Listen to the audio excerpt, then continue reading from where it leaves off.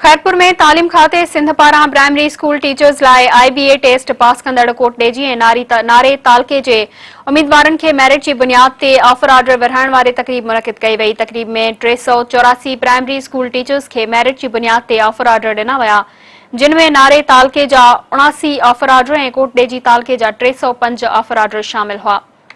उन मौके ते DEO secondary Faiz Ali Jaskani, DEO primary Asghar Ali Buzdar, TEO male Kotdiji Hazoor Bakhsh rude, TEO female नारा रुखसाना अंसारी ऐं ॿिया तालीम खाते जा ऑफिसर वॾे अंग में मौजूद हुआ। तक़रीब खे ख़िताब कंदे तालीम खाते जे ऑफिसरनि चयो त अॼु तव्हां जे लाइ वॾो अहम ॾींहुं आहे। अव्हां पंहिंजी महिनत ऐं दिलचस्पी सां ईंदड़ मुस्तक़बिल जे शागिर्दनि खे मयारी तालीम सां बासलाहियत बणाइणो आहे।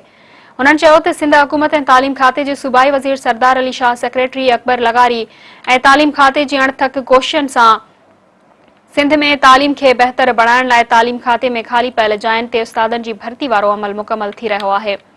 हुननि वधीक चयो त खैरपुर में 2700 खां वधीक ऑफर ऑर्डर ॾिना पिया वञनि ऐं खैरपुर ज़िले में सिंध जे ॿियनि ज़िलनि जे भेट में वधीक भर्तियूं थियूं आहिनि, जंहिं सां खैरपुर जी तालीम खे मुस्तक़बिल में वधीक बहितर बणाईंदासीं।